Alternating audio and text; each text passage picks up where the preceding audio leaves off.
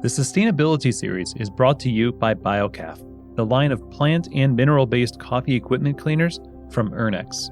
When it comes to sustainability, the choices that we make every day have a huge impact on the world around us. Cleaning your cafe's equipment with BioCaf products is a simple step that you can make to help the environment and create a more sustainable coffee industry. For the good of coffee, choose BioCaf. You can find out more at biocaf.com. Hello, everyone. My name is Chris DeFirio with Keys to the Shop, and welcome back to the Sustainability Series from BioCaf. As we continue our journey exploring sustainability through the value chain, we now get to focus on the cafe. This is what many people call the last link in the value chain, and where so much of the work that has gone into the coffee gets realized and expressed. The cafe has been a major focus of sustainability efforts, and just like on the farm or in the importing office or roastery, the cafe has both up and downstream impact.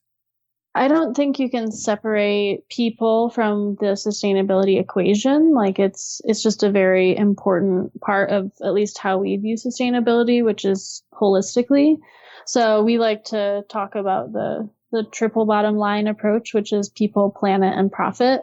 And I heard this great quote recently at a conference I went to that, you know, what you do to the land, you do to the people, and what you do to the people, you do to the land.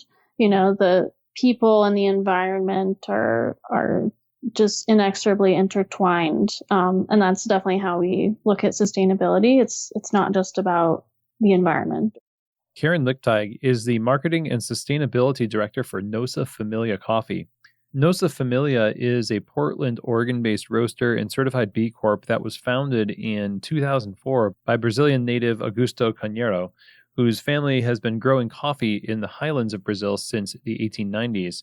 Nosa Familia is cited often as the inspiration for many other cafes' sustainability efforts, with an extensive program focusing on sustainability, including their zero waste program and their to-go cup upcharge. Their efforts in sustainability have not only been inspirational, but also transformational.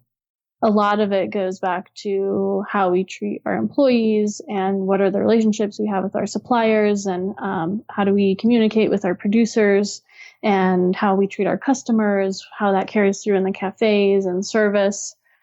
So there's a lot of, you know, pretty much every decision we make, we question what effect it will have on people, especially sustainability related decisions. So, you know, going zero waste in the cafe, we think a lot about customer reactions and how it will influence people's work and how people will react to baristas and what knowledge baristas need to have in order to carry that message through.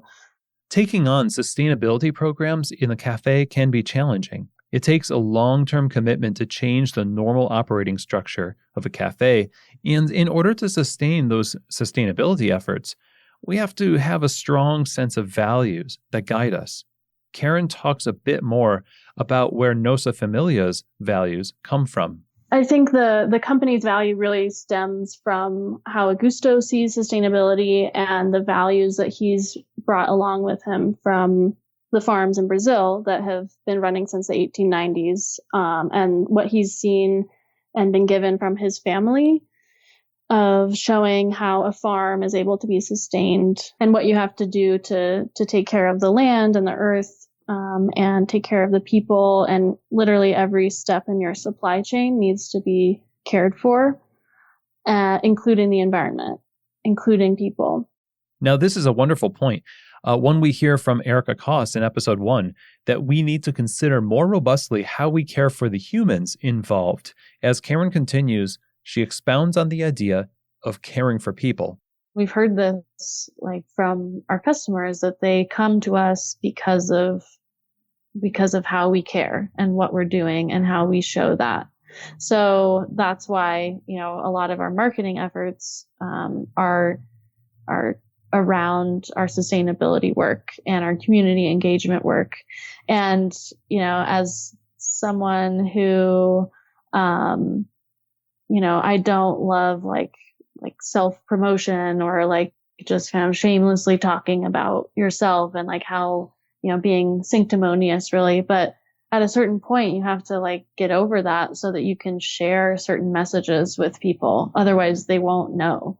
Like at the core of what we're trying to do is make the world a better place. And our customers should know what that means and what we're actually doing. In order to make an impact, we need great communication of what it is we believe in and what we're doing. As Karen says, we need to embrace marketing ourselves for the sake of effective communication of our values. And this makes good sense for both the mission and the business that carries it out. There was an article many years ago from the Harvard Business Review that said that sustainability was going to become very soon the main competitive factor for companies. And I think we're at that stage right now. Cosimo Lombardo is the CEO of La Caramale Group, a prominent Italian espresso machine manufacturer. Cosimo has over 22 years of experience in internationalization, and he has a deep passion for strategy, innovation, and sustainability applied to the business of great coffee. Now, when it comes to sustainability, we need to shift our expectations of what our current system can do. While sustainability has become a competitive factor for businesses, the burden cafes bear can be particularly great and actually somewhat misplaced. I think we are asking the business owner that owns a cafe to sort of take the weight of everything on their shoulder. And we're asking a very fragile operation because, margins for cafes are not super high. I mean, if you're very good, you might get to 20%. Very few cafes go above that. Most of the other ones are below that at the end of the year. So if you don't manage your cash flow well when you're in that situation, that will affect your business. So we're asking these people to be sustainable, but the financial sustainability of our industry is the biggest issue right now. Because when we talk about coffee pricing, the same thing we were mentioning farmers before, the same thing can be said about farmers. Farmers have a hard time selling the coffee at the right price. The biggest issue is that the C market has created a trade model for coffees that are sort of commercial grade. We're asking someone that doesn't make a huge margin to pay someone else that doesn't know how to determine the price of their coffee the right amount. Small roasters buy from importers and small farmers sell to exporters. Then obviously we can ask cafes to change their behavior, but I think the analysis should be focusing also in other areas of the supply chain, because the power to determine price is more in other places and to have a sustainable practice. Now, one of the ways that Cosimo and La Caramale Group are trying to help change systems is by changing the equipment cafes use. This is similar to how roasting equipment companies need to create solutions for roasting to become more sustainable. We talked about that in our last episode. The kind of change that we are able to achieve in the cafe for sustainability is influenced heavily by the mechanical systems available. So they have developed a boilerless espresso machine that utilizes induction or flash heating to heat the water on demand and is effectively off when not in use. The energy consumption implications of this are really huge. The advantage of this system is not only that you're obviously saving the energy that you don't need during the day, because obviously if we had a system that is brewing one shot after another, I would say that probably this system wouldn't save much versus a normal machine. But in a normal day cycle, we know the dead time between a normal machine. I mean, a normal machine is used for maybe a couple of hours. Then all the rest is not used as much of the day. Then maybe you can have another peak of an hour. But the bottom line is that you have a lot of waste of energy during the day because you need to keep the machine on. As Joe Morocco emphasized in our last episode in roasting, efficiency of the equipment we use is a major factor in determining how sustainable the user of the equipment can be.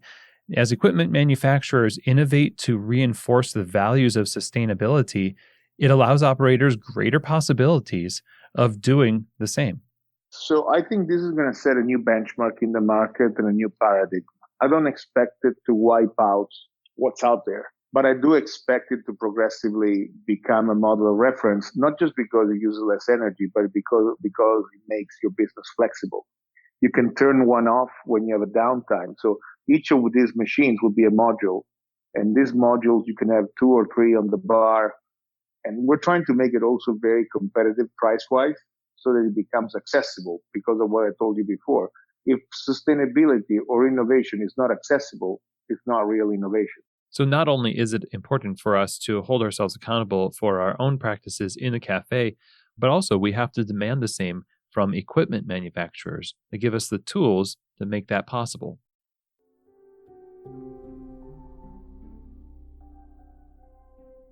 In order to make a real difference in sustainability, ultimately our mindset needs to be changed. And while the cafe might bear a larger burden than it should, we still need to embrace the responsibility of directly influencing people's mindsets towards coffee.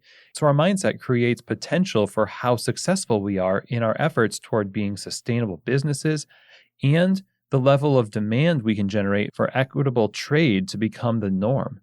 That begins with addressing our own mindset in the cafe, and our attitude towards waste is a great place to start. This mode of thinking that frames coffee as this endless resource, like it's just there, it's on tap, it's easy, it has no cost, it's this commodity product that it's our right as, people living in the global north to just do whatever we want with it. And that is a really colonial outlook, and it invisibilizes the labor and cost that actually does go into this product.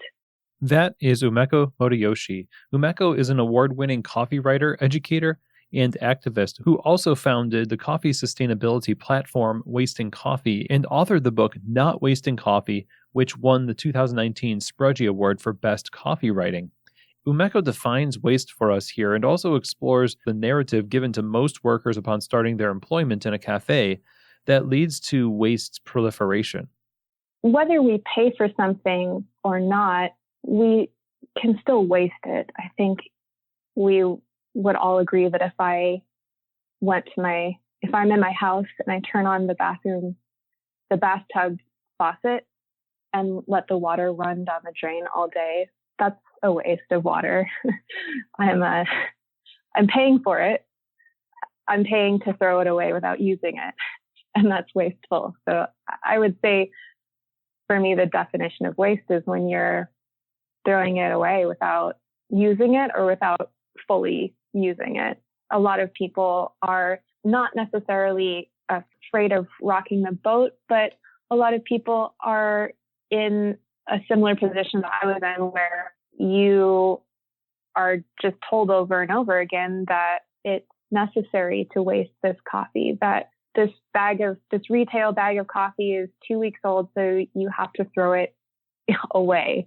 And we're told that over and over again, and that we're presented with this false choice, like either we throw away the coffee or we don't understand quality.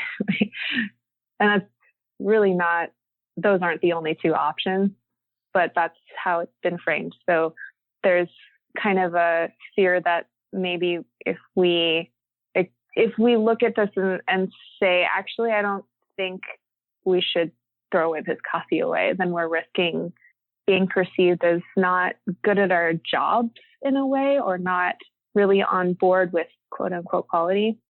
Now, these cultural norms in the shop number in the hundreds and probably thousands. And collectively, these create larger scale norms that either lean towards sustainability or towards waste. And Umeko points out the problem with the way that we tend to think of coffee versus what we want others to think of when they think of coffee.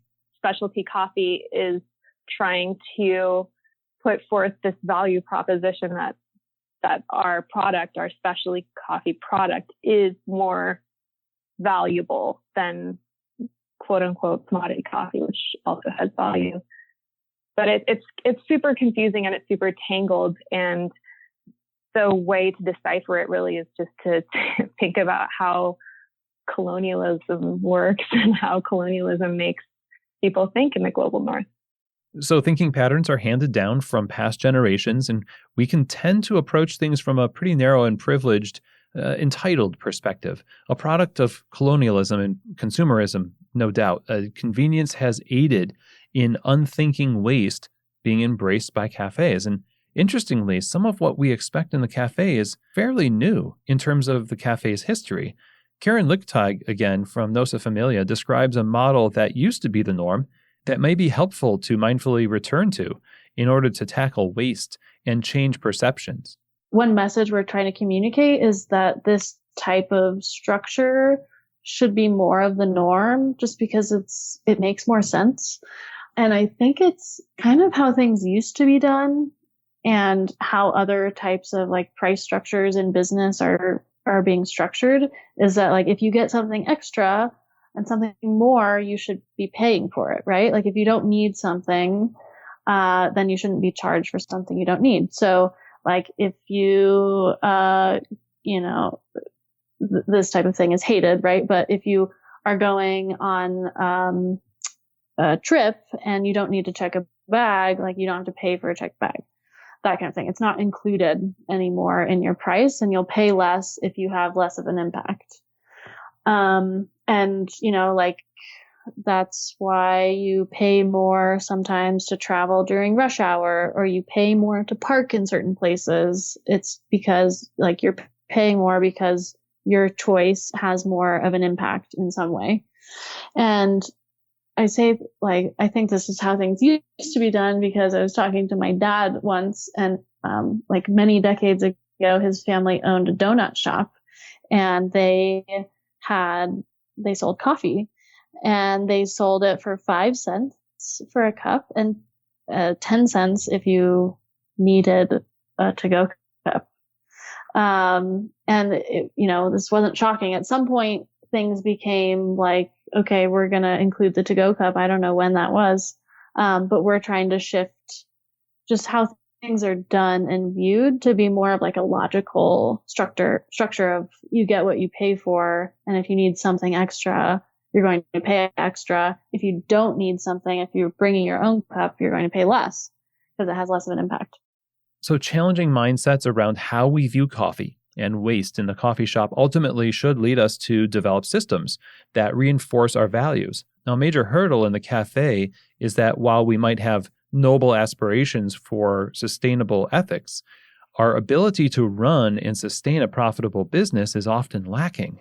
Failed businesses are a major source of instability in the value chain, and instability is definitely unsustainable. Cosimo Labardo explains a bit more. So when we think of it, the impact, that's also sustainability, is the sustainability of our industry. There are consequences from the failure of cafes that ripple all the way down to the other end. You need to have someone that has, as a cafe operator, someone that has a very clear business model in mind, number one, when they open cafe. Number two, they need to have a very clear idea of their fixed costs. Number three, they need to have a very good idea on how they're going to manage their cash flow. They need to have a plan, especially when you open. It's not an accident that in the first year of life, a cafe closes because they haven't generated the cash flow that they need, the critical mass of cash that they need in order to face also times where they don't have enough cash or there is not enough traffic to justify them being open. And so managing your cash flow is key. Knowing your fixed cost and creating a model that makes it modular and adaptable to the situation you face. And you need to be good at reading it. So being aware of our impact on the whole system should motivate us not only to adopt solid sustainability practices, but to educate ourselves on running solid businesses in order to even hope to have an impact on sustainability. Now, whether it's a farmer cooperative, importing and roasting staff, or baristas in the shop, building your team so that you're staffed with people that are bought into the mission is critical to the success of the programs and efforts that you decide to adopt. Karen Lichtig tells us how this was helpful to Nosa Familia with one of their main sustainability programs where they changed their menu and prices and really needed great communication to pull it off. We decided on the menu structure to make the new menu. And then in our hiring process for the cafe, like finding a manager and baristas, it was really important that we hired people who were really on board with the sustainability and zero waste goals of this cafe, because it was going to be on them a lot to explain this to people. And they were at the front lines. They are at the front lines of this zero waste effort, like practically implementing in the cafe and being our ambassadors to customers on why we're doing this. And, any backlash that is experienced, unfortunately, will probably be experienced by the baristas. So we wanted to make sure people were really on board with that mission and like excited about the possibility of working in a zero waste environment. And we were able to find an awesome manager and baristas who definitely were on board and gave them a lot of tools and training on, the whole philosophy of what we were trying to do. Even with a solid plan and team, you have to balance sustainability efforts with the business needs to be profitable. Back to what Cosimo is talking about and making sure that we have a good business behind what we're doing in the shop. Our pursuit of sustainability in the business is a give and take. And I, hope that one day, like, we could be there as a business, but ultimately, like, it's really hard to operate at like a really high level of sustainability while also like maintaining your customer base and keeping customers happy and not doing something like so radical that it will turn away a lot of people. To be a business, you have to make a profit in order to survive. And, that there's a reason that that's the third, edge of this triangle, is that we do still have to operate as a business. And sometimes there are hard decisions that have to be made that, where sustainability might not be the deciding factor. So, if it were up to me as the sustainability director, I might say, we're going to do away with to-go cups completely. And I'm so, envious of the companies that have, the couple of companies I know of that have said this. But, ultimately, yeah, we are a business and we have to make decisions that make business sense. So that might mean not being able to spend the money and the time on tracking certain things or reducing certain things. Like one aspiration that we have is to, do a better job of tracking our waste in all the cafes, which we haven't been able to do quite yet. But we're, slowly but surely getting there.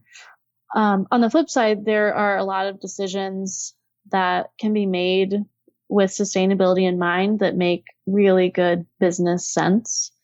They might require more of an upfront investment and like research and time, and like, physical cost at the outset, but will pay dividends in the future.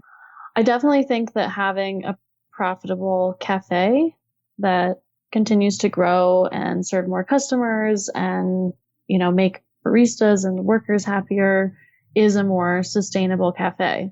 We couldn't do what we do in terms of like any of our sustainability efforts if we didn't have a positive like business foundation to it. Like we have to operate profitably and as a business in order to achieve many of our goals. And when it comes to changing systems to something more sustainable, the idea of creating systems and adding things to our operations in the cafe might seem at first intimidating, especially as we navigate the uncertainty of our current retail landscape. Umeko Moriyoshi helps break this down pretty simply. When we're talking about systematized waste, when we're talking about like a cafe that throws away 10, batches of batch brew every day because it sat for too long, that kind of thing. I think that's like a distinction that I would want to make there. Part of it is distinguishing between individuals and systems. And the other part is I just would like for us to, in general, be thoughtful about about the products that we use and we consume, and be thoughtful in general about the work that we put into, realize that other people put labor into the products that we're using also. It's nice to make an effort to just acknowledge that it takes work to bring every single thing that we have access to into our realms.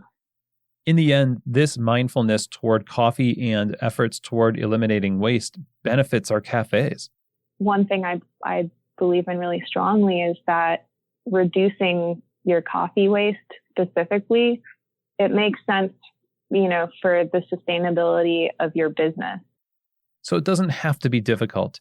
Remember from our past episodes that small beginnings lead to big change. Whether you're running a farmer cooperative or you're starting sustainability projects within your roastery, being sustainable is an accessible choice for all of us. Hey, so if you're listening to this episode, you're probably interested in making the coffee industry more sustainable. The BioCaf Sustainability Series from Ernex features articles and insights written by specialty coffee professionals that tackle a range of social, economic, and environmental topics that are centered around this theme. Visit biocaf.com to read these pieces and learn how you can contribute to a more sustainable and equitable future for coffee.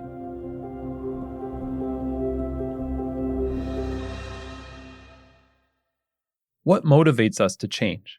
Part of it is based on the data from research on our impact on the environment.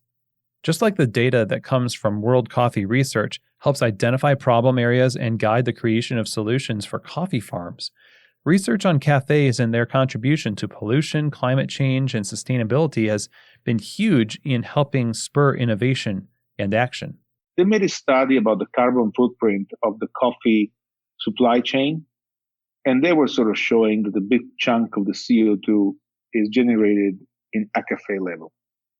Definitely the espresso machine is a big source of waste, but probably not the only one. Lighting, insulation, fridges, waste of heated water. So it's water, not just waste of water, but water that has energy. That it takes 20 cafes in Australia to waste the production just by redialing in the grinders during the day of an entire Colombian farm. We're talking about a 3-hectare farm. Now, this number might be questionable in terms of being super precise, but I think it's pretty spot on when you consider the amount of waste of coffee that happens in a cafe. Technology and equipment is key to opening up possibilities. As we heard from Cosimo earlier, companies like La Caramale are working on developing solutions. The challenge, though, is that the changes in those fields take time to become widely available and adopted. And so we have to wait to see what their effect is in the industry. What does not take a lot of time, though, right now, are choices we can make with what we have now. Let's come back to the coffee itself. I want to hear from Umeko again and what they have to say further about the issue of waste in the cafe, because there's another needless source of waste that we're all pretty familiar and okay with and probably shouldn't be. The biggest sources of waste in the cafe, in my opinion, come from coffee being thrown out for quality reasons that are actually very preventable. We have this really unquestioned culture in specialty coffee of just throwing away coffee and regarding that as a necessary evil if it's in the name of quality. But it's not really a necessary evil. It's a preventable evil. We just have to change the way we think about it. Our operational costs in a cafe are so much higher when we're wasting that much coffee. And so that contributes to the pressure that a lot of cafes experience when they're trying to get their materials for as cheap as possible, because it's hard to make your margins work, in a cafe. And when you're throwing out that coffee, then you're trying to find the cheapest green coffees. You're trying to pay as little as you can for something. Age is one big reason why coffee is thrown out, whether that's batch brew that's been sitting out for too long or roasted coffee that's aged out. And these are preventable things, with batch brew. In the evenings, especially, it's a big problem in cafes. I've worked in cafes where more batch brew was thrown out than served in the second half of the day. And that just doesn't make sense. But we can address this just by brewing smaller batches in the afternoons. It's really simple. And it just takes us flipping off that switch that regards the evil as necessary. This also extends to the roasted coffee.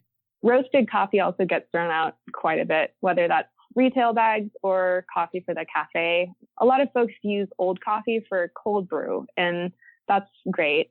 But even in those cases, sometimes you'll still have old coffee left over if you don't have to make that much batch brew or that much cold brew. I've definitely seen that happen a lot. So you want to try to get your ordering parts as on point as you can, of course, but no one can predict the future. Like sometimes it's going to be slower than you expect and there's coffee left over. So I'm really interested in cafes that freeze their roasted coffee. 1941 Coffee does this. Ona Coffee does it. And I just talked with Nolan Herty, who owns Proud Mary, and he said that since they started freezing their roasted coffee, they have zero roasted coffee waste. And you don't need anything really fancy to do it. It's like, obviously it's not free to buy chest freezers, but if you think about the money that you'd save if you had zero roasted coffee waste, that's huge. So as we're focused on our own behaviors in the cafe, again, we have influence on the mindsets and behaviors that our customers have as well. The techniques that have been critical to Nosa Familia's success have been things like charging for non-sustainable items and also creating an environment that interrupts people's patterns and helps them form new habits. In the beginning, Karen and the team at Nosa Familia began their efforts to influence their customers' habits and behaviors the pretty standard way most people do, like offering discounts if you bring your own mug in. In fact, they gave 25 cents off if you did that. It was a pretty big discount compared to other shops. So we'd been doing that for several years and then opened a couple other cafes where we were doing the same thing. And then by the time, we were ready to open the fourth cafe or the third one in Portland, we were talking at a leadership meeting about, just kind of getting all the ducks in a row for this cafe and making the menu. And, I had been reading a lot about behavioral economics, and getting really interested in what it really takes to influence people's behavior and decisions. And I thought it was time, with 3 cafes under our belt already, that we got a little more serious about waste and reducing our waste. I was personally grappling and professionally grappling with this idea of coffee and coffee shops being so wasteful.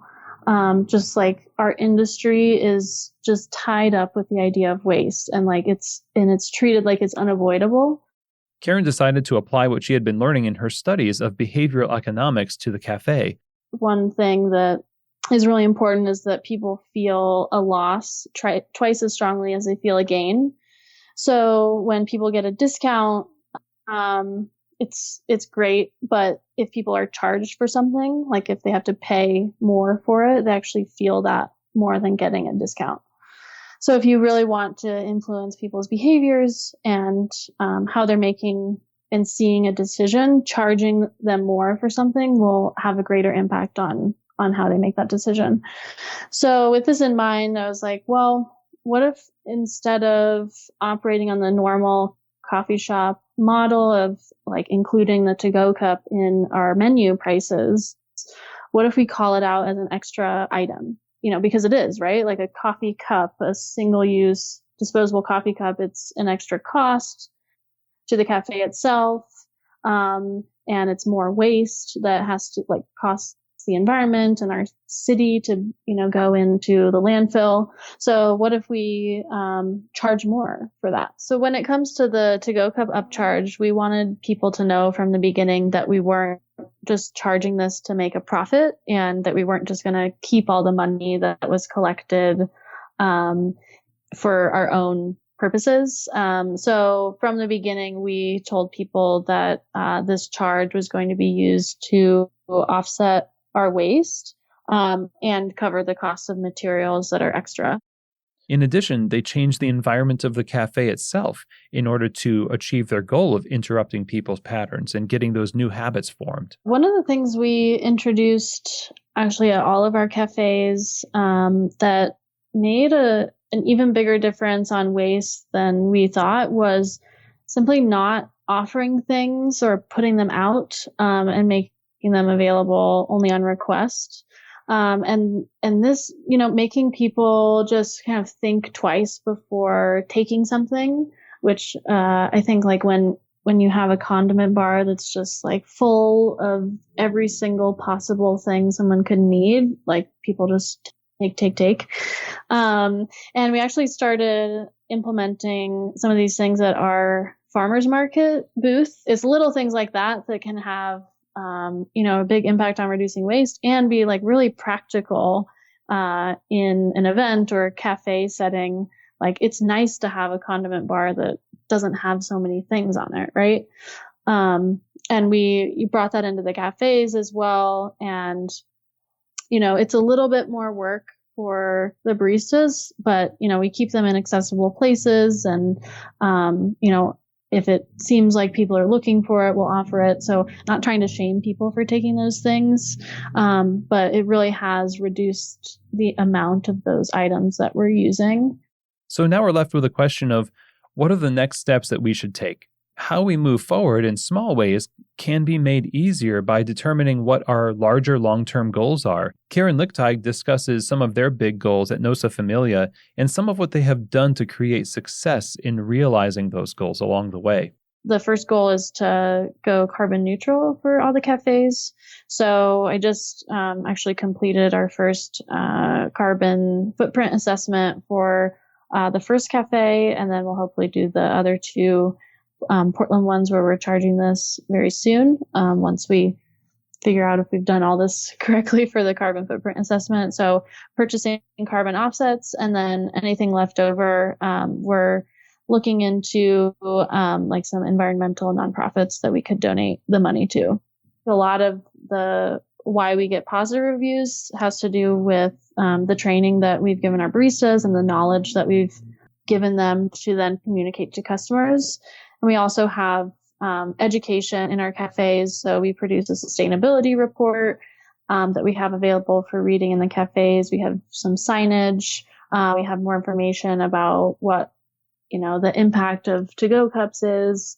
So, we're trying to communicate as much as possible without like totally overwhelming people. So hospitality and service are huge factors, not just in educating the consumer, but welcoming them into what you are doing. It really helps actualize sustainability. One of the things that is really important to us at Nosa Familia is being a really welcoming, like approachable, friendly environment. And it's really hard to then have to tell customers that they're being charged for something in that kind of environment that like in any other coffee shop they would get for free.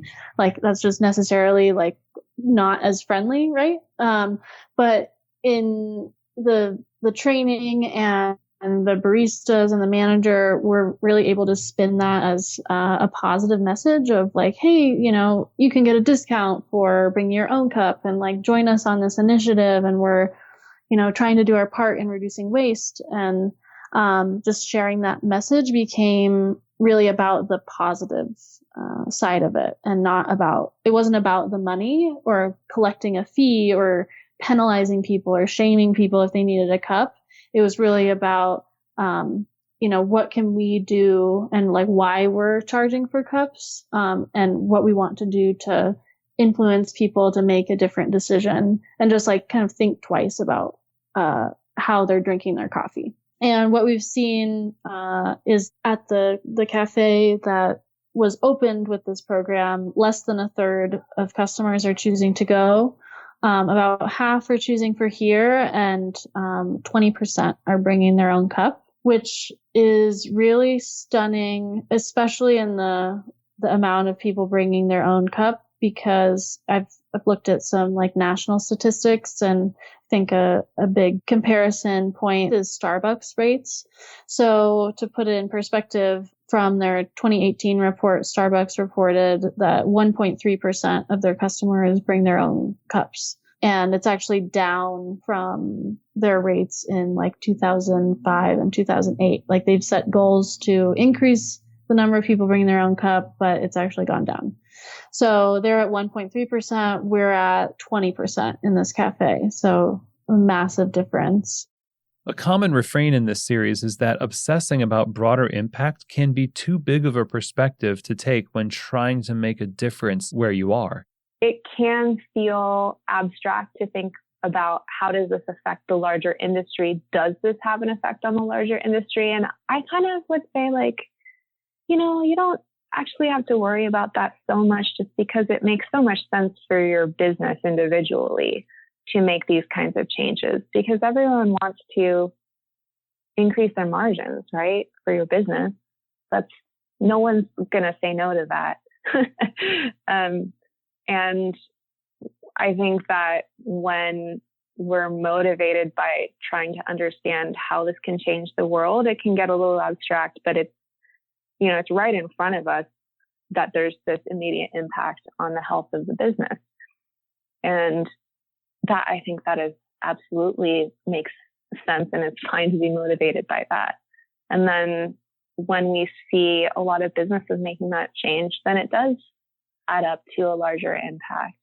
For Umeco, just as with everyone making large-scale sustainable change, the actions that get you there are small but consistent. When we try to do too much, it can actually sabotage our efforts. I want to really just share that you can do one thing at a time, and it doesn't have to be a massive overhaul of all your systems. I say just start simple and take it one step at a time, and start with brewing smaller batches of batch brew in the afternoon, or maybe start with tweaking your recipes to get a higher extraction from your coffee and see how it goes. And if you don't like it, you can stop and you can go back. And then if you do like it, I think what is really impactful is then creating a sustainable system that supports that change. And I would say having one change that is supported by a sustainable system is absolutely more impactful than making a ton of changes all at once that no one can sustain and that end up being forgotten or confused. Making these small but consistent changes in the cafe means setting your baristas up for success and not letting them shoulder the burden that should be borne by management in the systems that are created. Burden should not be placed on individual baristas to just make individual choices to waste less. The way I think to really affect a change and sustain a change is to change the system. And I think it can be unfair to just tell everyone, okay, like you have to waste less now, because if your systems aren't set up to support that, then your baristas are going to be kind of set up to fail, like you want to set your baristas up for success. And when your systems support more sustainable practices, then that will create an environment where your baristas will be empowered to make more individual choices to waste less. And your baristas will be empowered to look at new ways, maybe that waste can be reduced when they're seeing like examples of these systems that support more sustainable practices. First of all, the business of hospitality is not easy if you look at it by any angle. You find people that get into it most of the times when it happens for the wrong reason. Like they love coffee, but they never understand the amount of work that goes into owning a coffee shop, because it's a lot of work. It's long days, standing up, being exposed to people during all that time, which is not for everyone, we know. I mean, in the end, if you sum it up, the three prerequisites for something to be adopted by a mass of people, it needs to be accessible, it needs to be cost-free or super low cost, and it needs to be guilt-free. I think that those three things will make something attractive to be adopted by a number of people. For those of us in the cafe space, it almost goes without saying that running a shop is difficult, just like Cosimo pointed out. And it only serves to reinforce the idea that making large-scale change with where we are, by necessity, needs to start with small actions. And that last idea of mass adoption is something that we're going to dive deeper into in our final episode in this series. Right now, though, if we want to change mindsets and practices within the walls of our cafes and with our customers, it's going to take working together. Don't try to do it all on your own. I think a lot of our sustainability efforts have been successful because we do a lot of listening and a lot of asking questions. We're constantly doing surveying and getting feedback from our employees and our customers and showing them that we care about what they say and how they're responding to things. So, making sure that you're doing that listening piece and communicating effectively, like in your training program, why you're doing something instead of just like doing it and people don't understand why and think that there's some kind of ulterior motive to it. That's been one of the difficult pieces is with sustainability. Sometimes people think that there's some kind of hidden motive, and that you're just doing it to like cut costs or something like that. But making sure that like you communicate the intentions and the why of what you're doing is really important. So I think our approach to sustainability and the program itself at Nosa Familia has definitely been a gradual process. It wasn't just all at once. We decided to go all in on a million different things related to sustainability. It's been piece by piece, kind of little by little, taking on what we can, because we are in the business mainly of selling coffee and we have to support the business, and sometimes sustainability efforts might need to take a backseat to that. Throughout these conversations, we have seen an emphasis on mindfulness, the importance of profitability and good business practices, and attacking the problem from the systems and individual level. Our success in creating a sustainable cafe is predicated on our ability to examine and adjust our attitudes towards how the coffee comes to us and what we do with it once it's in our hands. Also, how we communicate with our customers as we pass it on to them. Small actions, again, in the right direction, build the foundations for big change. In our next and last episode in this series, we'll be ending our journey precisely where the supply chain actually begins. That's with the consumer. We're going to explore further how we as professionals can understand and effectively influence customer behavior, so sustainability can be not just a program, but the accepted or even demanded norm. Thank you so much for joining us on this journey, and we'll see you here on the next episode of the Sustainability series from BioCaf.